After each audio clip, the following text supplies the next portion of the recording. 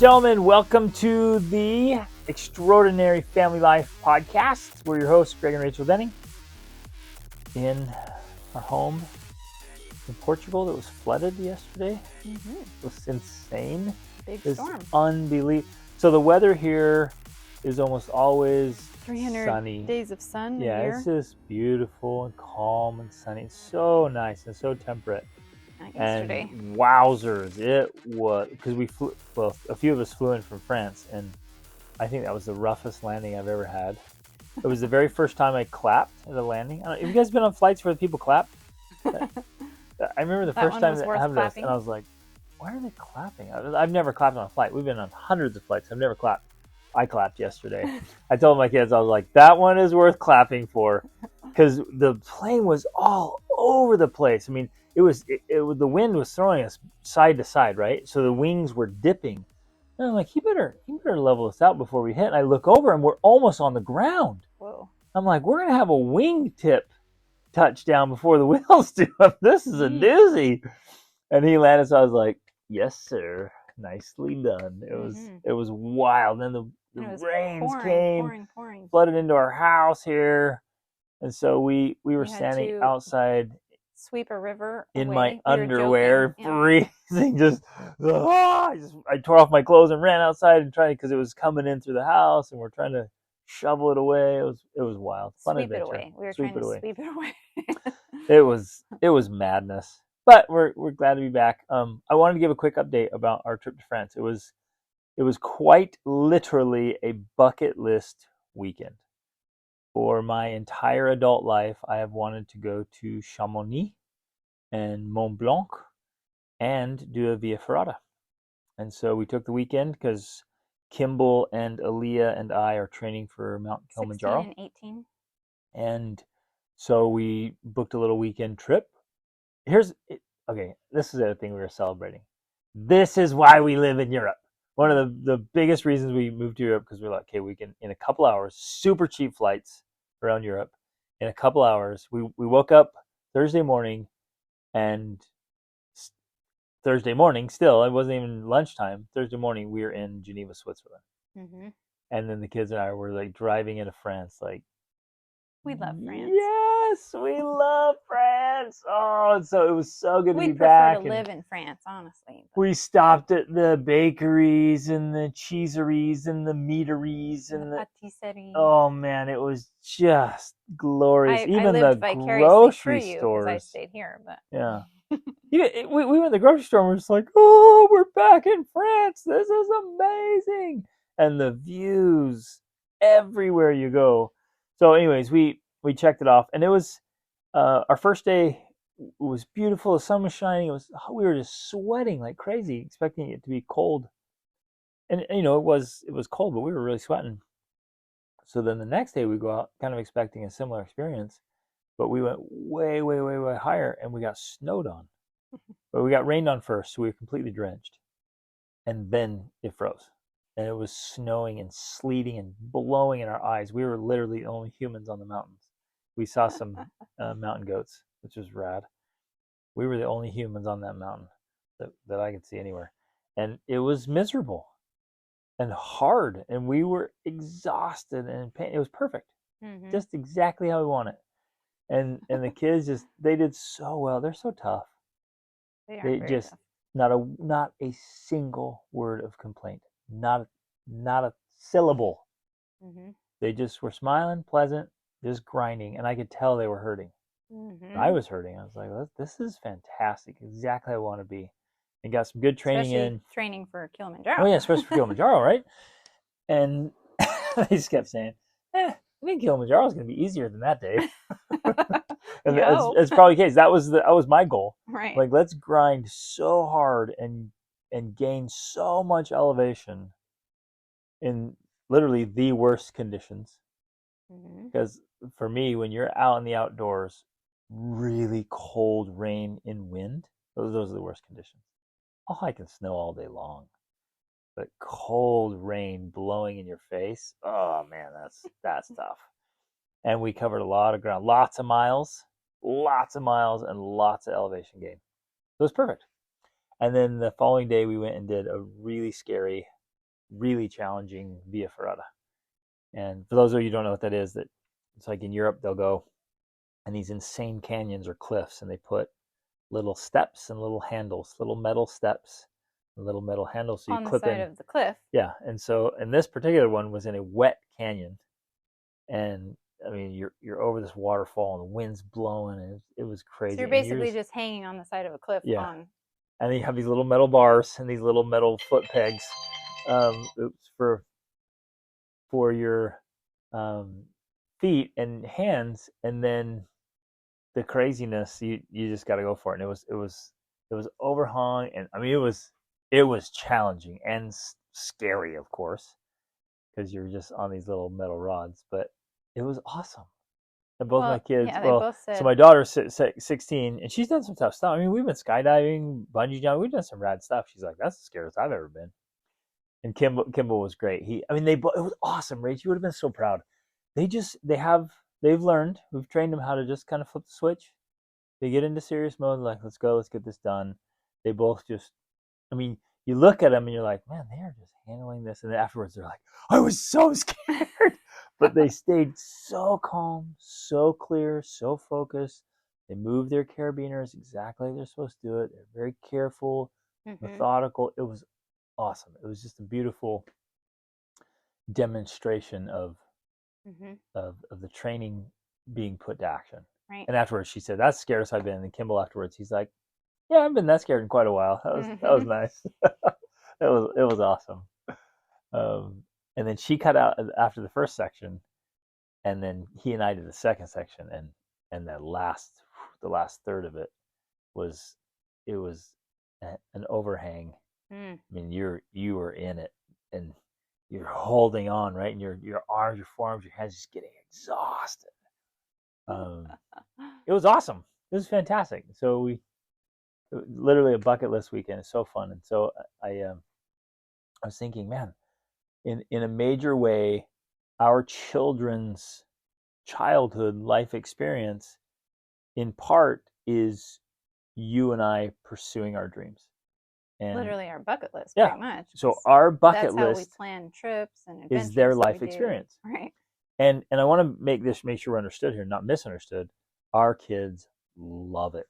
I mean, they crazy love it. So things that you and I said, okay, we're going to chase our dreams. And the first time we experience things in our 20s and our 30s and now in our 40s, they're experiencing it as toddlers and then tweens and teenagers now.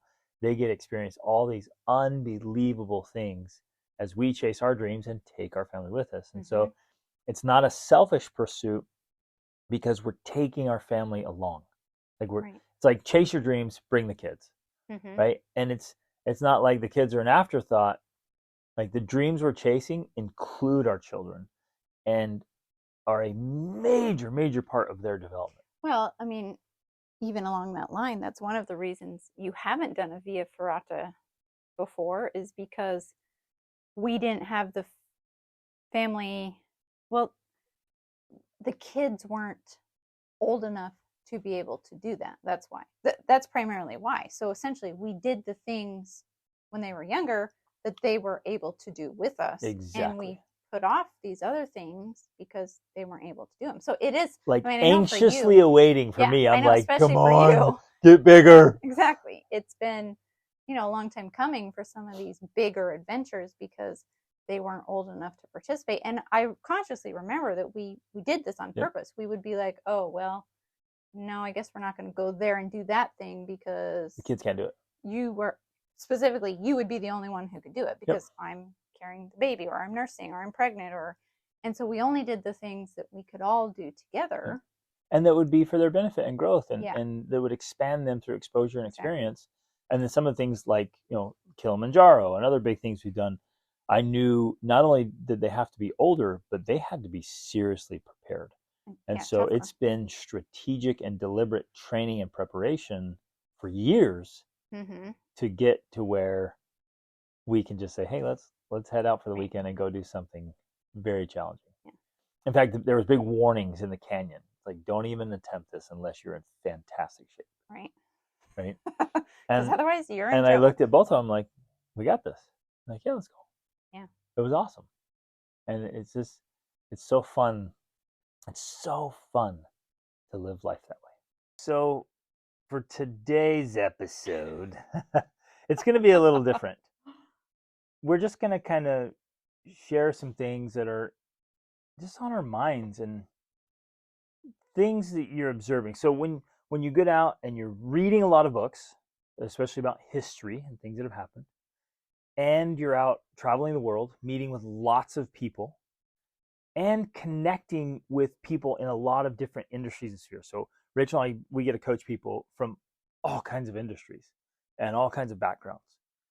And And we're listening to a lot of podcasts yep. about current events and different world topics. And okay, from this weekend, this is really relevant. We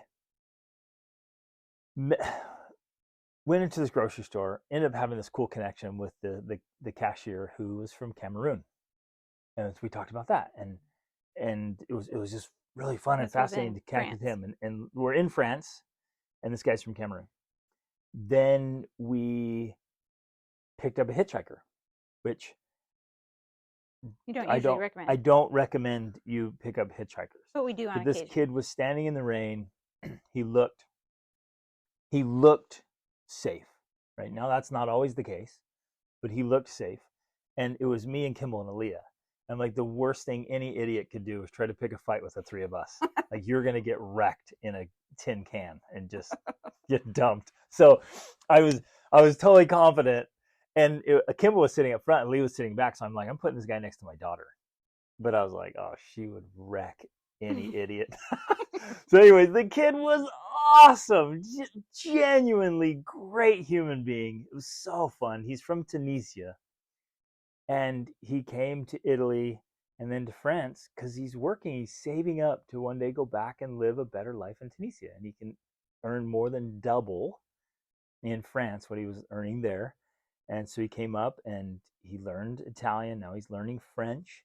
And he's just a hardworking kid. And we had this fun, really enjoyable conversation. He's connecting with this kid and learning about his life. I mean, that just blows your reality when you hear other people's stories up close. Well, we picked up some hitchhikers while we were in Turkey. The Russian ones. That were from Russia. Yeah, that was so insightful. Which was very insightful to me because, obviously the Ukraine-Russia war is going on and this was a few months ago, so it was even more relevant and recent. Yep. And it was just very insightful to listen to their perspective. And I know we specifically asked them, like, oh, well, is it safe, like for Americans specifically, to travel there? And they're like, oh, yeah, it's totally safe still. You could still go there. Most of the Russian people are just living their normal lives. And so it's, to me, that's how you actually get a pulse on the world, is by talking to real people. Now, granted, people all have differing opinions and viewpoints and definitions of what safe is, and their own experiences. Right? And so you have to take all of that into consideration. But I think that our advantage has always been, because of the unique life we live and all the different people we get to meet, it gives you a pulse on the world, on the real world, from real people, not from the media, not from the news, not from world leaders who have their own agendas and have their own objectives and this certain narrative they want to share. And so, well, I mean, that's leading into some of the things we want to talk about today. Yeah. But I don't know if I even told you this. I'm on a men's volleyball team here in Portugal, and one of my teammates is from Ukraine and came over when the war started.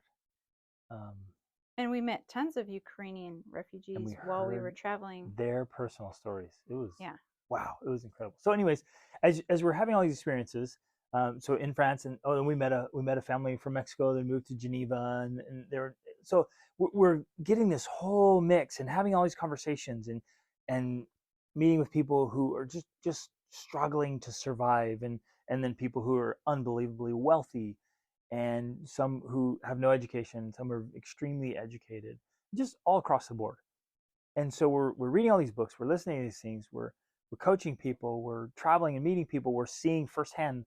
We've been, in the last 12 months, we've been in 18 countries-ish, something like that. 18 or 19. And so you get a perspective. And the way we travel, we're not just like tourists. We go in and we're there and we're I mean, we talking. are, but Yeah, we are. But we're experiencing it like travelers. And we're very curious people. And we've learned over decades of working with people, just we can read a lot. We can read into a well, scene, into a person even.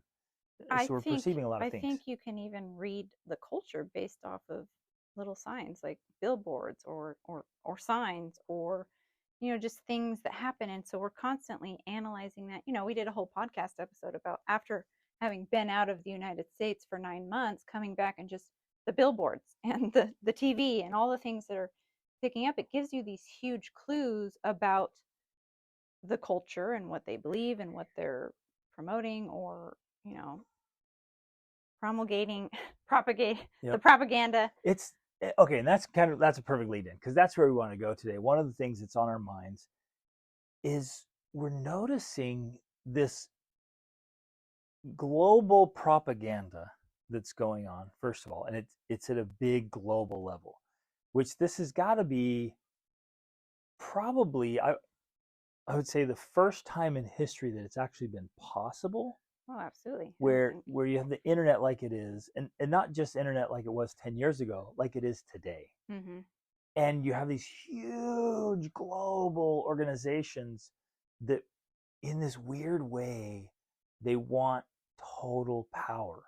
And so some of them aren't even governments, they're organizations that are beginning to act like totalitarian states. Mm-hmm. Like, this is crazy bizarre. And it's and so and fascinating to watch. and it sounds conspiracy theorist, and yet this is the fascinating thing to me, because listening to a wide range of podcasts, reading a wide range of books, From very liberal to very conservative. right, exactly, the whole spectrum, there's this sense that no, it's real. Yeah. It's not conspiracy theory. It's conspiracy. And in fact, if you don't believe in conspiracy, there's something wrong with you, because there are conspiracies happening all of the time around the world. Always has been. Like, that'd be and there always has been. crazy. If you don't believe in conspiracies, then I give you the challenge of finding any time in the history of the world where there hasn't been active conspiracies happening. Right. It is legit. It's just part of the human story. And I know that this has been part of my mindset shift.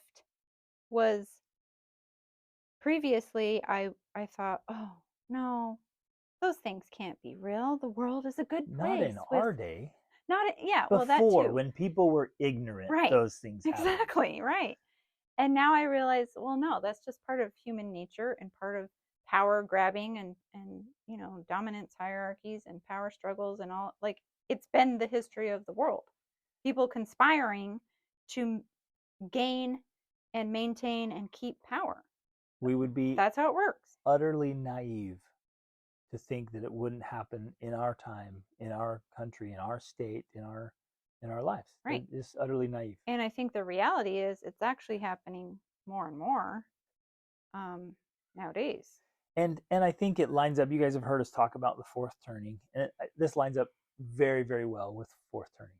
Oh, absolutely. That there's, the climate has been so comfortable and so convenient, so nice. Not like life, weather. Not the weather climate, but like the social climate has been just, it's set up. It's just ripe for people to do power grabs.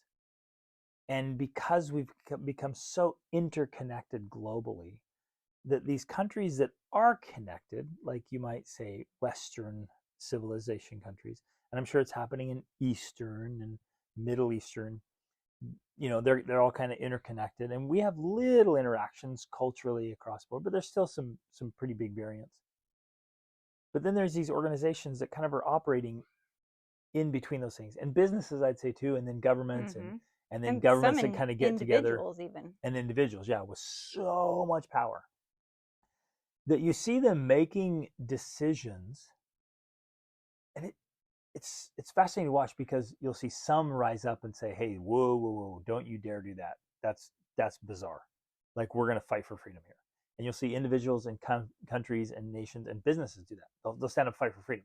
But then there's other ones that they want some kind of global control. Right. Or this idea of, like, the best thing for the planet is to do this. and then just even though settle it. it might lead to the destruction or deaths of millions of people, They're that okay doesn't with it matter because because, we'll be saving the earth. right, exactly. We have to do this for the future. We have to do this for the planet. So if, It's okay to if a kill billion people. people need to die Or over time, then so be it. And it's hard for you and me to think, nah, there can't be anyone who actually thinks that. But it's true. right. And it's real. And then there's others who want to control. They want total control. Well, and the And it might reason, even be for a quote noble ideal or well, something. right. Or even people, I know there's even people who are aware of fourth turnings and want to contribute to that happening, where, there's supposed to be a reset of society. And so they want to force the reset in order to, whatever, bring in their utopia. And So they're even if participating in the collapse of society. intentionally, right? Yeah. And, even if you are listening to this and think, wow, you guys have really gone off your rocker here and you're crazy, there's books out there. There's one called The Great Reset by Klaus Schwab, who's head of the World Economic Forum. This is real stuff. We're not making this up out of the crazy imagination, our crazy imagination. Like, this is real. It's happening. And if you watch what's going on in Canada, like, Canada is literally It's in trouble. Yeah, it's there's in some trouble. totalitarian stuff going on. But one we heard of just recently, we're learning about, is something that W.H.O is doing. They're Right. trying to do a big power World Health grab. Organization. And that one's interesting because it's not a government. Right. It's this organization that's trying to move To with have power, intended, best, well, like best the, intentions. yeah, the best intentions on the front, but you're like, whoa, you have to see behind the scenes and be like, well, that's crazy. It's a totalitarian. Well, it would power grab. essentially, what they're proposing would essentially give them global power over governments. And like, I was listening to a podcast about it. It would essentially give them power over even the Constitution to institute things, actions, best practices. Think of, COVID and everything that happened there. Mandatory things that you have to require to. They were specifically talking about medical products, that they have the right to insist that you take medical products or, use medical products, however they define what that is, depending on the situation, for the good of the public health safety. So, I mean, this is. Now, on the surface, you might think, well, yeah, Oh, that's a good. we want people to be healthy. And there's some of those developing countries that they just won't listen, so they ought to be forced. Or there's some radicals in the U.S. that ought to be forced to comply. But what you're talking about is a totalitarian dictatorship. Exactly. That and I love that you said that you mentioned it would have power even over our Constitution. Mm-hmm. The part of freedom that people don't like is that people have the freedom to make bad choices. Right. But if you remove that, you've just removed your own freedom. Exactly.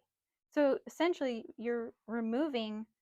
We are losing individual sovereignty. We don't have the power to any longer say, no, I don't want to do that, or I don't participate in this, or I choose not to be vaccinated, or whatever. Like, we don't have that power. And that's just not right. Because when you examine and think about where that actually leads, well, that leads to the Gulag. That leads to Nazi Germany. Like, that's what it leads to, people. That is what it leads to. Study history and you will see. Yep. There was a great quote we just heard recently. Like, the people who are censoring and controlling, they're never the good guys on the side on the side of history, right? They're always end up being the bad guys. And yeah, that's always been the case. Well, and here's something that's interesting. I was writing the other day. I was doing writing, and I had no intention of even bringing this up, but it just occurred to me now as you're saying this.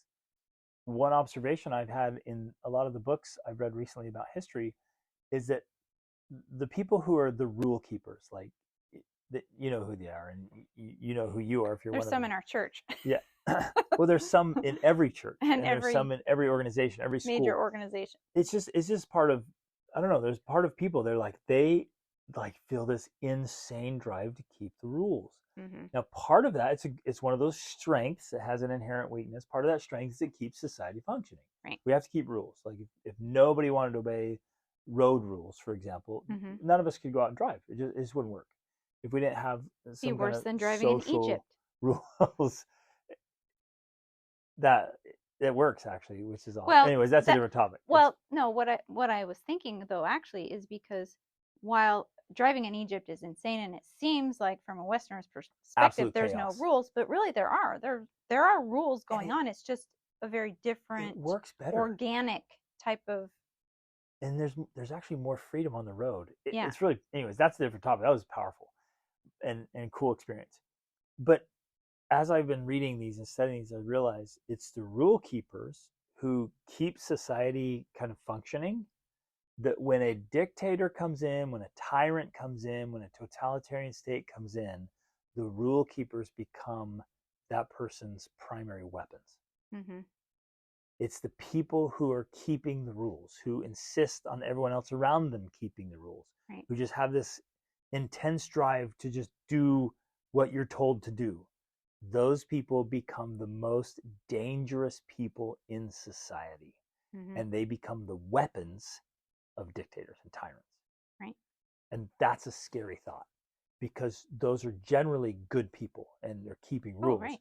But then a dictator state comes in or an organization comes in and says, no, everyone on this planet must take this medication, must follow this thing, whether it's backed up or correct or not or whatever.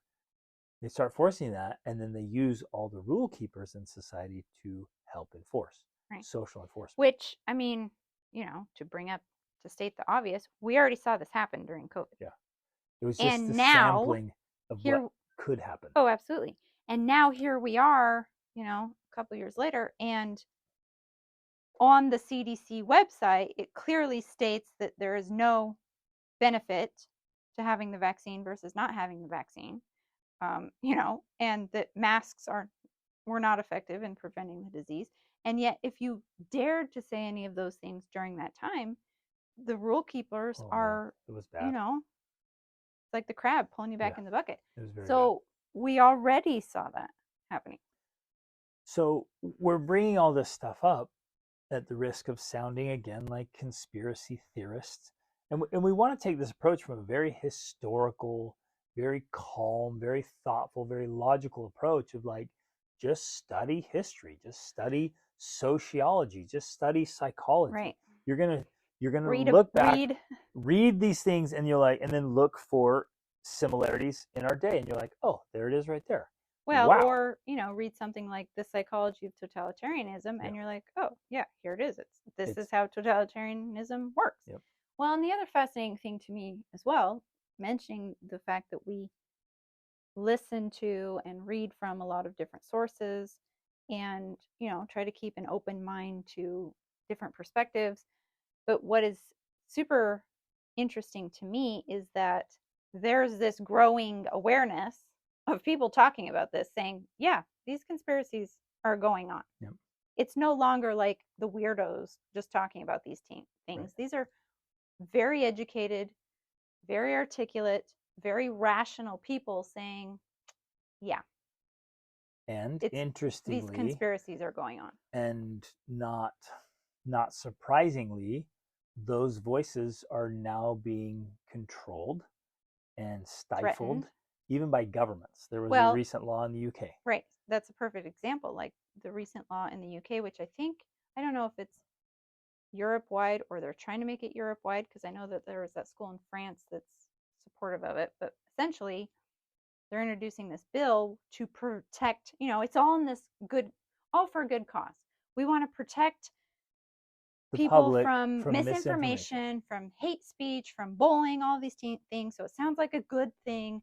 But if you look at what that actually means, it's essentially limiting free speech. You're not allowed to say these things, whatever it is, if somebody else deems it misinformation. And when you have a society like that, you're actually in trouble. Big trouble. The only thing that keeps a society truly, truly safe and free is the ability to speak out against the narrative. Right. And to be able to question it. Otherwise, it's all propaganda and it's all a very controlled narrative. And if you can't question it and intelligently speak out against it, to have the opposing view, then you lose balance and you lose control and freedom. Right. And of course, the danger, the reason people don't like that is because if you allow free speech, well, it naturally allows for all of the Crazy ideas. crazy, idiosyncratic ideas, that people have. Idiot Yeah, syncretic exactly, ideas. that too.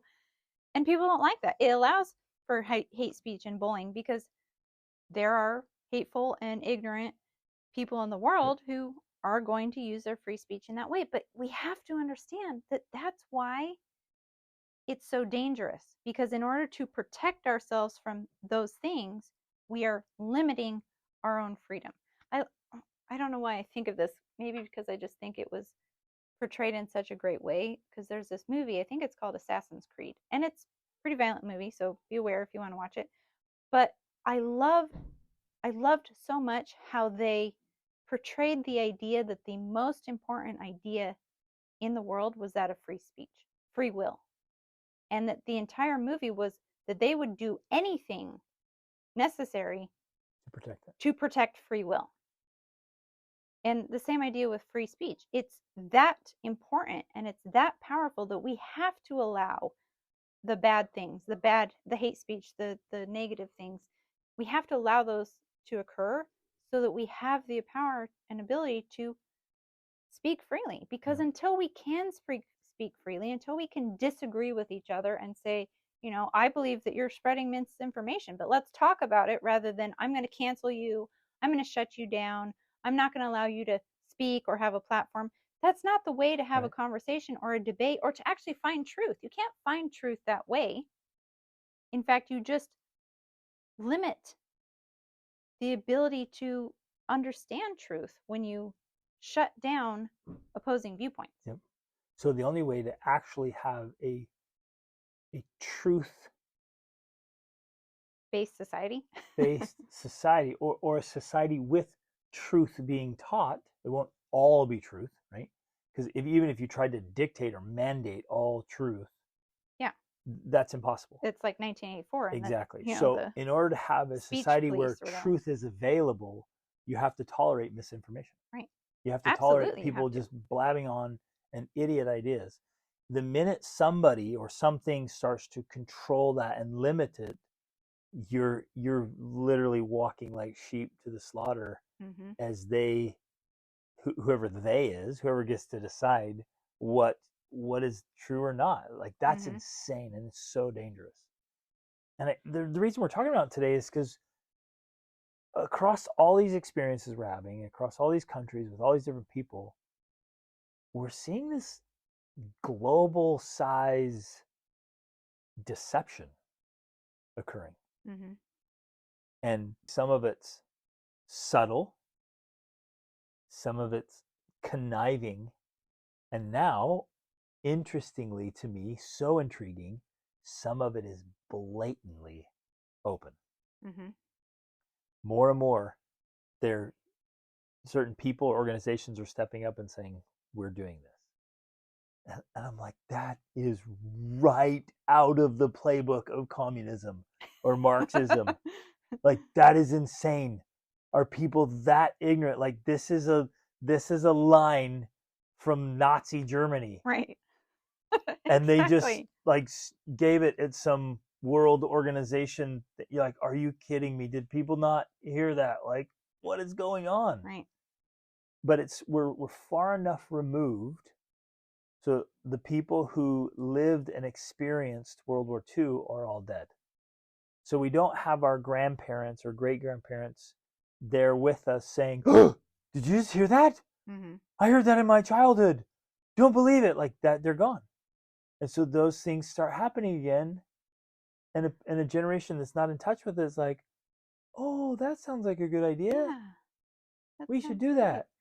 Right. And unfortunately, and I include myself in this, most people are so undereducated that they're not aware. And so they hear things or they, come across ideas that on the surface sound like, oh yeah, that's a nice idea. Like diversity, equity, and inclusion, that's the buzzword and phrase now. And that sounds like a good thing. Yep. But when you dig into what that actually looks like and what it actually means and how the context in history, you're like, ugh, these are actually dangerous things, Yep. you know? Extremely dangerous. But you're right. First level thinking, it looks wonderful. Tolerance, compassion, inclusion, Right, all of that. right. At first, you're like, yeah, that's great. But all of those virtues quickly become vices if they're not kept within healthy boundaries. Well, and if not a vice per se, they certainly become a doorway to that opens to allow worse things to occur. I just read a headline recently. I didn't read the article, but I was intrigued. And it said, why Christians need to be more intolerant and less charitable or something, you know? And, but it's basically this idea that, and this is one of the things that's occurred in society over the last, 20, 30, 40 years, is because let's just use the words left and right for now, because right leaning people tend to be, they try to focus on kindness and compassion and inclusion, they try to be nice, right? They've allowed these ideas to persist and to be pushed forward that are ultimately now becoming detrimental to the foundations of society because they weren't willing to stand up and say, no, wait a second, that's a line right there. And when they have done it, they've been attacked, or they've gotten huge pushback, they've been canceled, they've been all of these things. And so they just think, oh, well, I'm not going to, for one thing, or I'm going to be nice and I'm going to be open, I'm going to be understanding, and I'm going to, and while that's important, like those things are important, but as you always say, for every strength there's an inherent weakness. And at some point, too much compassion is a vice. It's not a good thing. Too much tolerance is not a good thing. Too much acceptance is not a good thing. It can go too far to the point where it now becomes destructive. It literally is destroying the fabric of society because we've become so accepting and tolerant and what other word did I use? I forgot. I don't We know. I don't But know, it's but a we've become these things, and it's now underpinning all of the foundations of society. right. And so then what happens is kind people want to be good and they want to be tolerant, they want to be loving and accepting and nice. They start backpedaling and Mm-hmm. apologizing and backing away and taking something. It's really trying to be oversimplified and made super black and Right. white. It's either this or that. Right. And you stop and say, well, it's never that simple. It's Exactly. never ever that just plain black and white. Racism is never just that simple. Right. You think it is. You think, oh, it's just racism. No, there's so much complexity there, and Well, it ultimately, religion and stuff. Any kind of prejudice, like there's a lot more depth here. There's a lot more history and complexity right. than just what we're being presented on the surface. Exactly. Well, and that's exactly the case right now with Israel and Palestine. It's like you've got to pick a side. Which one? When the reality is you can't pick a side. It's the entire situation is so complex that it's not black and white. It's Yeah. not one or the other. And the solution is not one or the other. It's something that's going to be way more complicated than we can currently even imagine. Yeah. And it's way beyond just Jews and Muslims. Exactly. And it's actually, and interestingly, this one goes quite a bit beyond just Israel and Palestine. Mm-hmm. And there's a lot more at play. And then while that's happening and has the news and people's attention, other things Like are, the WHO. yeah, they're trying to sneak in other Exactly. things.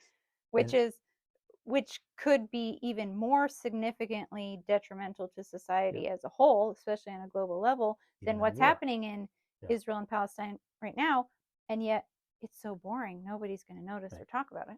Well, And and the other thing, another good example of this too, is I had mentioned um, the author of Eat, Pray, Love, which I read years yes, ago. She she's written lots of books, but I just read this recently. She had written another book and it was supposed to be released soon. And the title was something like she canceled herself because she pulled it from publication because she had received kickback or something from people complaining that the book that she wrote about took place in Russia and had And a gave it a Russian. good light. Yeah. Well, it wasn't even that. It explained that the book, it didn't put the Russian government in a good light. It put a cast a negative light on them, but it was a Russian person living in Russia.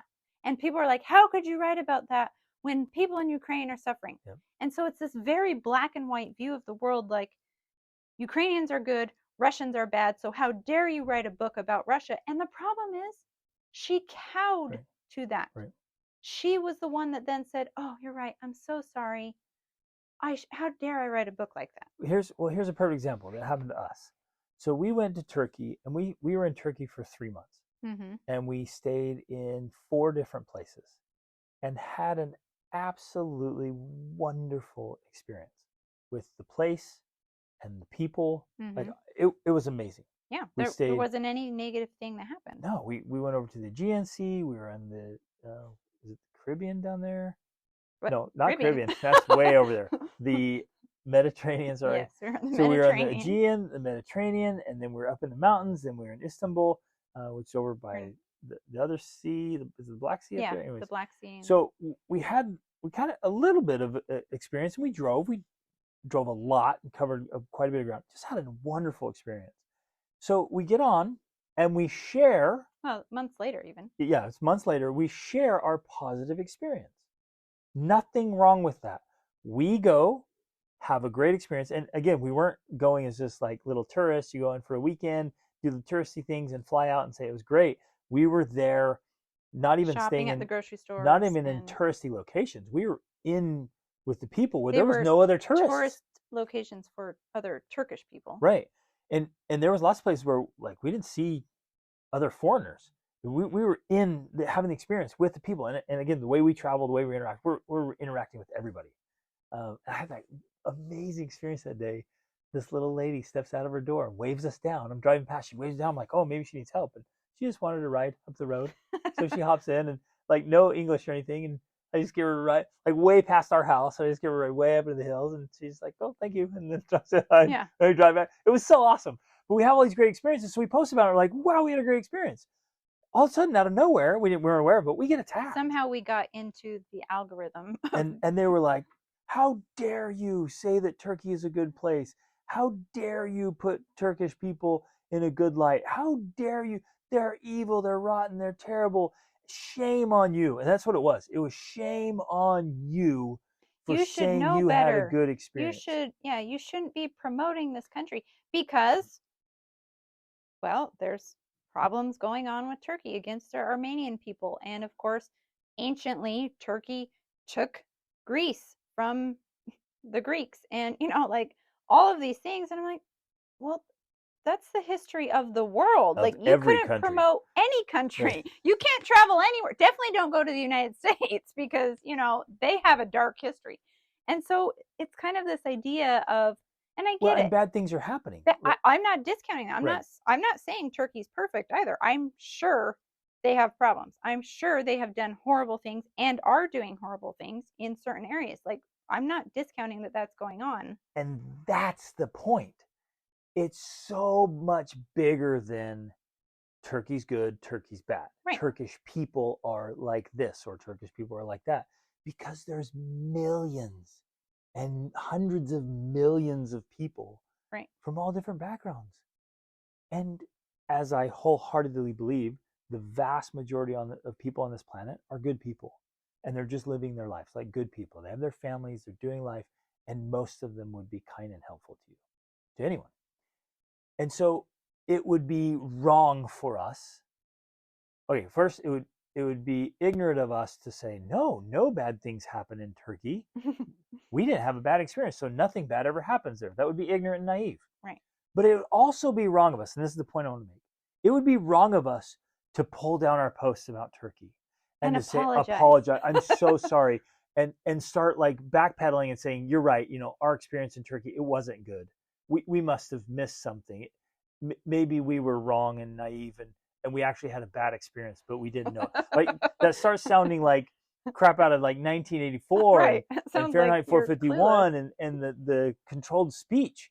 You're like, oh, wait a minute. No, we were wrong. Like an Animal Farm, like you're right. We did have a bad experience because those Turkish people, they're bad. We're so sorry that we had a good experience, or we were deceived into having a good Exactly. experience. Right. That would be so wrong of us to do that.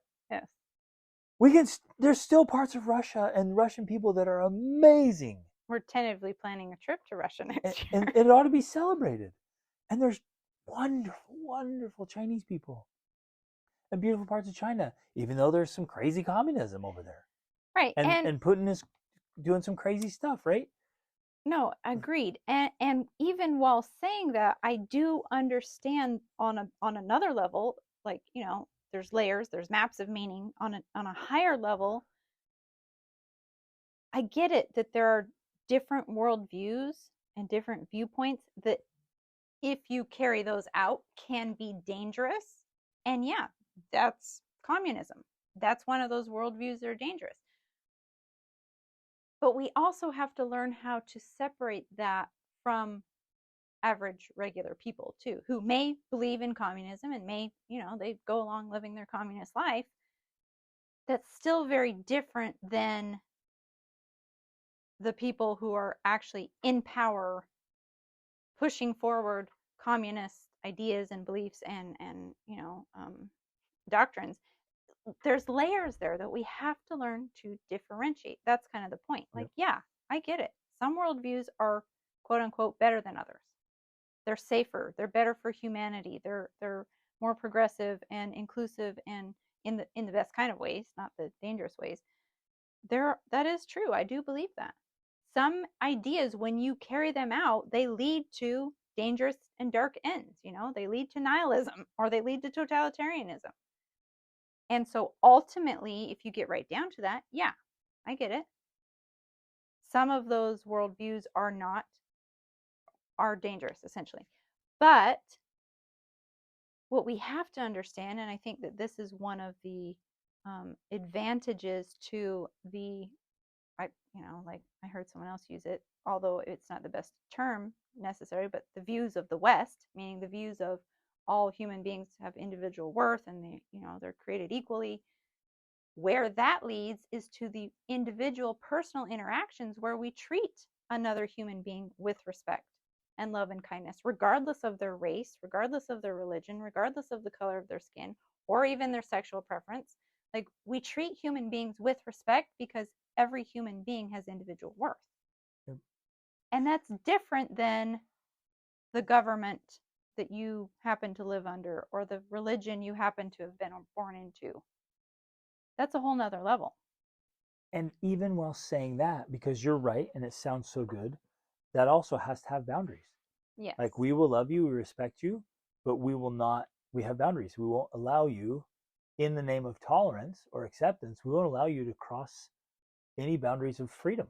Right. Or taking, or doing wrong or harm to other people. Mm-hmm. Right. So even that goodness, those good traits have to come with boundaries and limitations.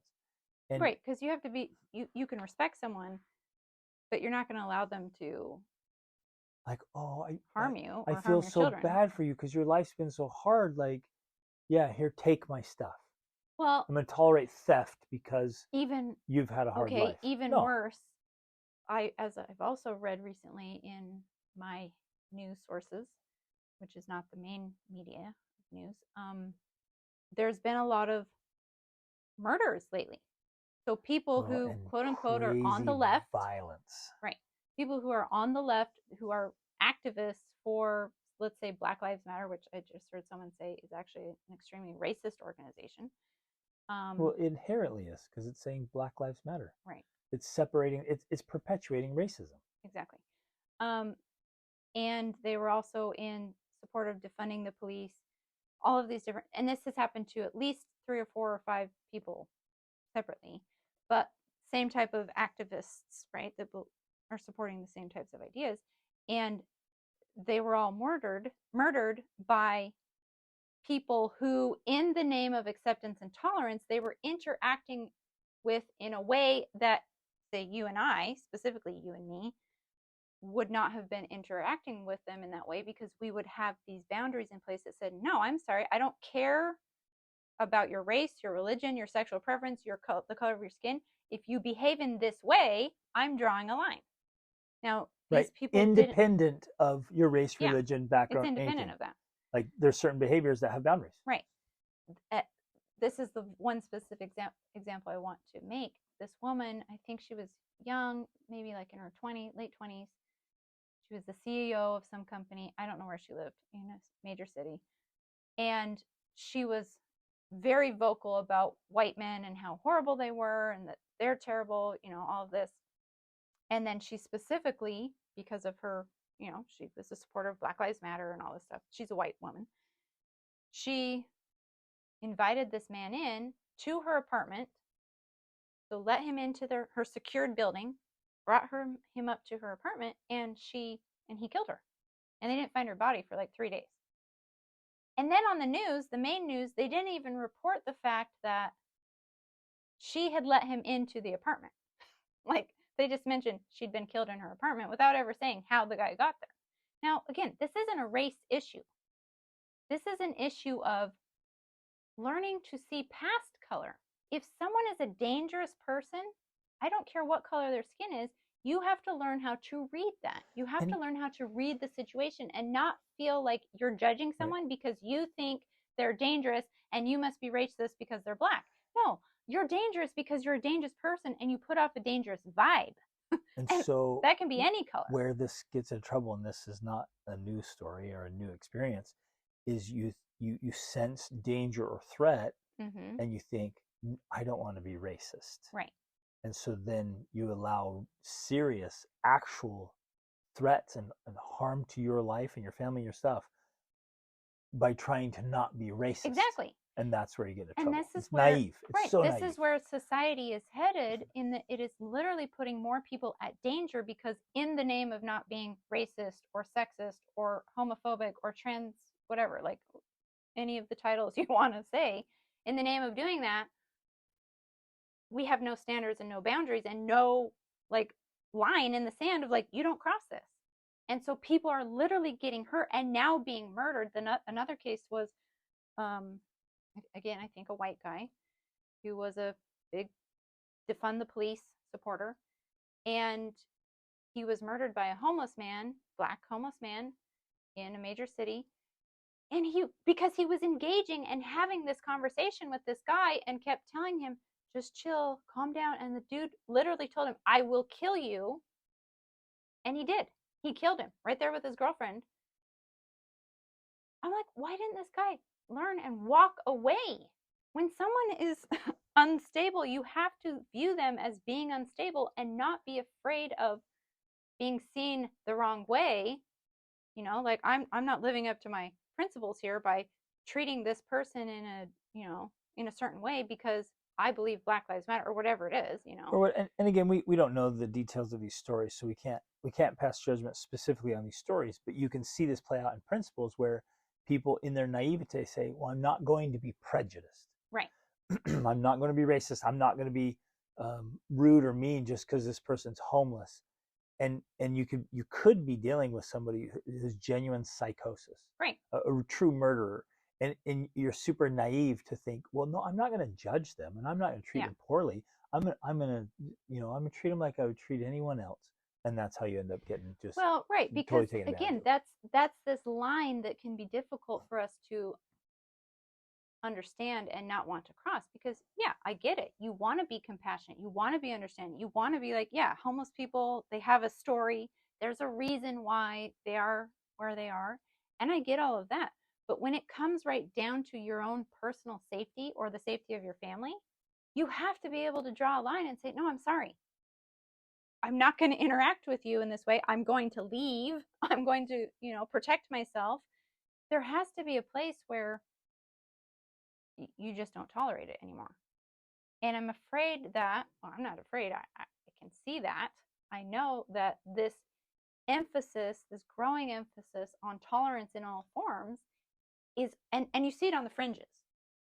Because you're paying attention, because we are paying attention, you're seeing it on the fringes. And you're saying, oh, well, it's on the fringe now. That's only going to grow.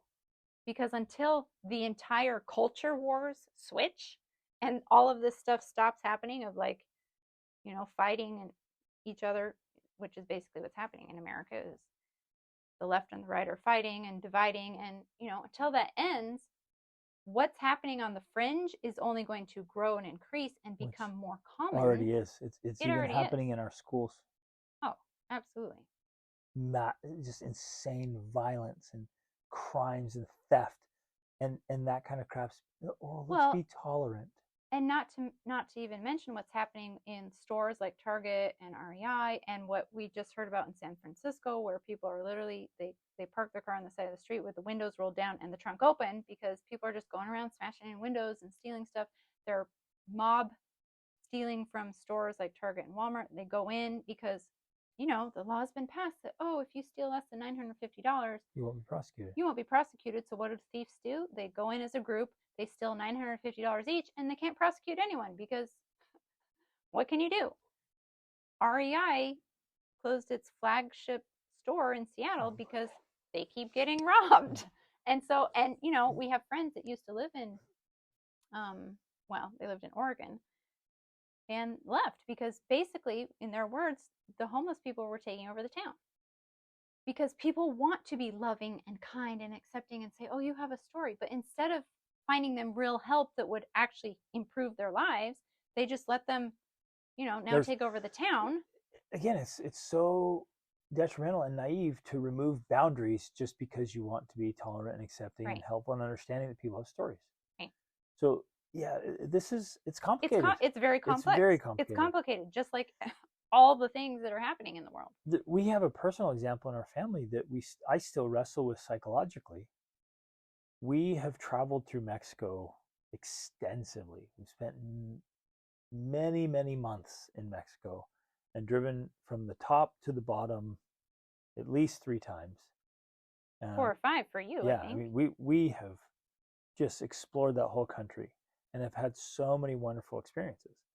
One time, our family got mobbed, and that's by a mob. It was a mob in this Mexican town. There was no police down there because mob. Well, when we finally found the police and we told them about it, they're like, "Oh yeah, we don't go there. We don't go there. The police don't." And their answer to us, we had just been attacked, and their thing was like, "Yeah, tell your friends not to go there." I'm like, well, what needs to be done? They're like, well, just tell your friends and family not to travel there. I mean, it's like this failed state. Yeah. And it was traumatizing for us. Mm-hmm. I mean, I was shaken up for 3 days. I was livid, and man, I wanted to get out and really, really put the hurt on some people. But we were just grossly outnumbered. They had weapons. They just smashed up our car. It was a horrible experience. That could so easily taint our perception of Mexico and Mexicans. Yes. Easily. And you still wrestle with it. And every time I think about Mexico or Mexicans, my survival brain goes, oh, remember that time? Oh, Mexico's dangerous. Mexicans are dangerous. And it brings that up. And so we have months and months and months and months of positive, wonderful experiences. And 30 minutes of hell. Mm-hmm. And that's what wants to stand out. So I get why people, if they've had a background, even worse than that, we got out okay. We didn't lose any money. Nobody got hurt. Like, it could have been way, way worse. And I realize that people have experienced far, far worse. They've been maimed or murdered or lost family members. Yeah, I mean, and so naturally they're going to have some genuine concerns, resentments, anger, hatred, and all that's that. essentially what's happening with Israel and Palestine. I mean, that's been going on. It's for been generations. going on for thousands of years. Yeah, not thousands. I know, but the history in that part of the world, yeah, in all parts of the world, honestly, is thousands of years. So it's human history is what's going on. But today we just wanted to share some thoughts, some things we're thinking about and talking about. And I hope it's been intriguing and maybe spark some ideas for you, at least some conversations. But please know there are some deceptions going on, local and global. And there's a lot of con artists out there in the shape of governments and businesses and organizations and social platforms and agendas and activism Like, Mhm. there's a lot of charlatans and con artists, and there are legitimate tyrants and dictators. They're trying to come to power. So Well, we would be so naive and stupid to just roll along with our life and think, oh no, none of that's happening. not in our It's not day. that bad. That's exactly when you read all the books about World War II, the vast majority of people in Europe were thinking, oh no, I mean, yeah, we've heard about it and we hear it's crazy, but there's no way it's that bad, and it's not going to happen here. That's what they were doing until they got invaded, until the SS kicked in their doors. They were literally saying the night before, it's not going to get that bad. Well, yeah, which book was that? I'm trying to remember. Oh, it was The Gift by Yeah, no, Edith the Eger. choice. The Choice. In the choice, she tells that story. And, she was a Holocaust survivor, and she literally said that the night before They had the chance to leave, and her they were parents were like, talking "No, it and they won't be had a that chance, bad." yeah, they had a chance to leave. Someone was like, "Come with us now." And of course, they didn't want to leave their home and give up everything they had and go start over. They didn't want to do that. And they said, "Oh, no, it can't be that bad." And the next morning, That the night, SS came, yeah, or was it that was that night? night. Yep, while they Took were them sleeping, away, and both her parents she died. never saw her parents again. Yep, and she survived Auschwitz, and just unbelievable suffering. That's such a great book. You should all read that book. And it's not like we're saying, "Hey, watch out, the SS are going to come get you tomorrow." It's not necessarily that kind of thing that we're talking about. But the point is, But it's that kind of evil we're talking about. yes, and that kind of serious Control.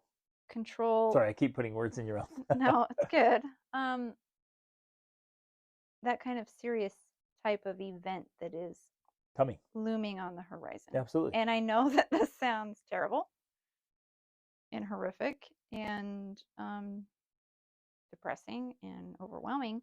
And yet, there is no doubt in my mind that we've been talking about it for a while, at least a couple, 3 years or more. And it's getting worse Yep. and getting bigger. And Now, it's not going to get go better away. till it gets worse. Yeah, it's not going away. It's not going away. So we keep sharing this just because we see things happening, and we're like, hey, we should share this with people who maybe don't have the Care. luxury of seeing it, and maybe who, like, you haven't noticed. So we're like, hey, well, you guys, heads up, Pay pay attention. attention to this. And maybe you live in a quiet little rural area where you won't be affected, and bless you, hallelujah, that's Right. wonderful. Mm-hmm. Some of you are living in areas or in situations where you're going to be affected much sooner than others. If all this being said, we are totally still going about our life and having a great time. We are enjoying our life. We're Absolutely. happy. We're chasing dreams and goals, building our businesses, raising our kids. We just got back from a bucket list weekend. We're still living while But, we're also noticing well, and I think that's the preparing. point. I think that's the point, is because just because we are living our lives and we want to keep living our lives and we keep dreaming and planning, like, it's not like we're giving up on our future. We're definitely not doing that. But I feel that we're required to pay attention and to not just ignore these things because they're uncomfortable or distressing or, whatever it is, fill in the blank. We can't just ignore it. We have to pay attention, because at the very least, it's going to help us be more prepared for whatever it is. Like, maybe there comes a time when you have to speak up or stand up or, something. But if you don't pay attention, you're going to be caught unawares.